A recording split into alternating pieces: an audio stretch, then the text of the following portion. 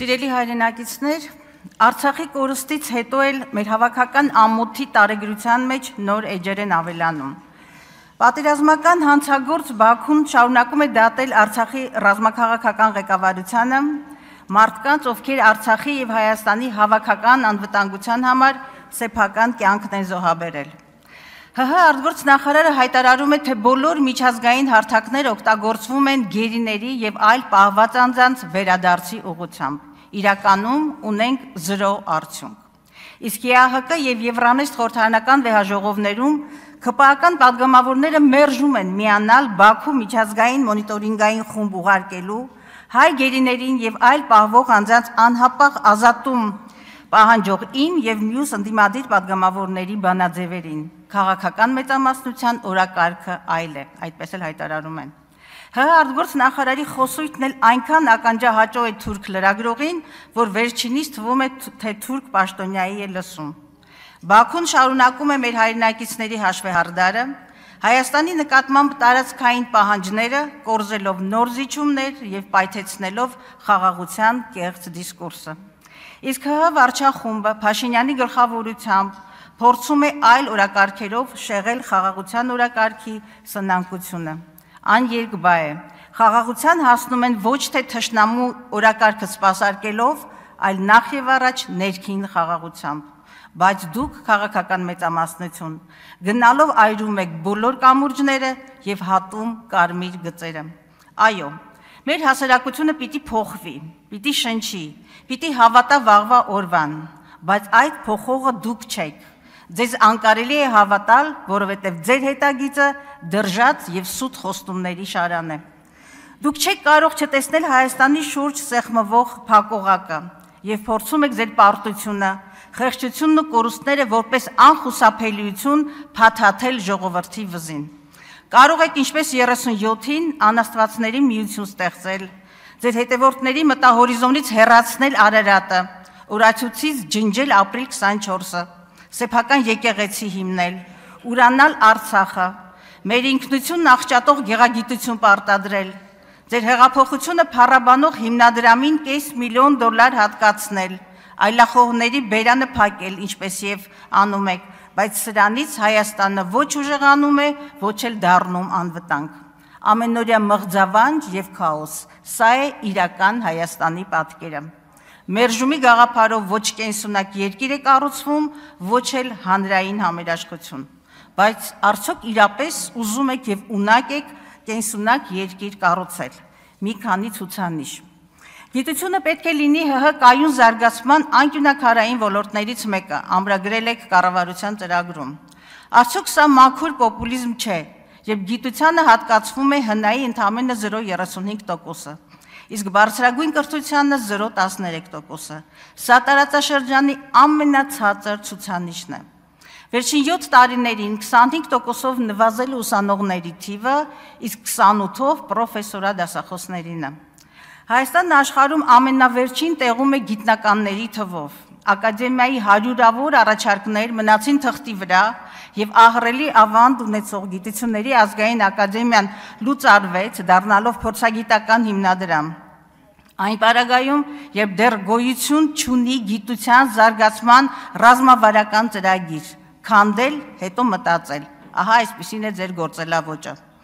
22-ին աշտարակում տրվեց ակադեմիական քաղաք կառուցելու կեղծ մեկնարկը, եւ դեռ հաշվարկված ծրագիր իսկ գոյություն չուներ։ Միջազգային մի շարք կազմակերպությունների հետ ընդամենը 2024-ին է Հայաստանը կրթական եւ քաղաքաշինական ծրագրերի խորհրդատվության պայմանագրեր կնքել, որոնցից միայն UCL-ի ծառայությունների արժեքը 6.6 միլիոն ֆունտ ստերլինգ է։ Եթե ծրագրերի մշակումը ընթացքի մեջ է, չկա գիտության զարգացման հաստատված ռազմավարություն, այդ ինչպես էիք դեռ 3 տարի առաջ իբրև վերջնագիր խոսում բուհերի եւ գիտության միավորման մասին։ Դուք իշխանության եկաք բուհերը չքաղաքականացնելու ականջահաճո հայտարարությամբ։ Այսօր բոլոր պետական բուհերի կառավարման խորհուրդներում ԿՊԱ-ական քաղաքական վերնախավն է եւ ակնհայտ է։ Այսպես կառավարելի եւ հնազանդ ընտրազանգված եք գոյացնում։ Բրյուսովի զավթման օպերացիայից շատ եմ խոսել, հիշեցնեմ, 22-ին ընտրված թեկնածուն օրենքի խախտումով չհաստատվեց։ Ընտրությունը կասկածի տակ դնելու ակնհայտ դիտավորությամբ հանրայինի ռեպորտաժի հիմքով Սիսակ Գաբրելյանի հաղորդման վրա քրեական գործ հարուցվեց ռեկտորի խորհրդականի նկատմամբ։ Պաշտոնի անհամապատասխանության հիմքով աշխատանքից ազատվեց պրոռեկտորը։ Ոստիկանության գրոհով եւ օրենքի խախտումով ռեկտոր կարգվեց Գյուրջինյանը, որի օրոք բուհից հեռացան եւ հեռացվեցին մի քանի տասնյակ որակյալ մասնագետներ, ինչ ունենք հիմա։ Թամրազյանը վերջերս ընդամենը 2 ամիս առաջ արդարացվել է դատարանի վճռով, քրեական գործերը կարճվել են, պրոռեկտորի աշխատանքից ազատվելու դիմումը դատարանը ճանաչել է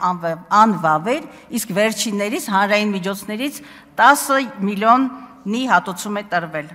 Ինչ արձանագրեցինք, զորբայություն, բուհի հեղինակության անկում, ուսանողների ոտնահարված շահ եւ պատասխանատվության ենթարկված ոչ մի պաշտոնյա։ Բուհերում 37 թվի մթնոլորտ է։ Քաղաքական հայացքների համար տասնյակ դասախոսներ են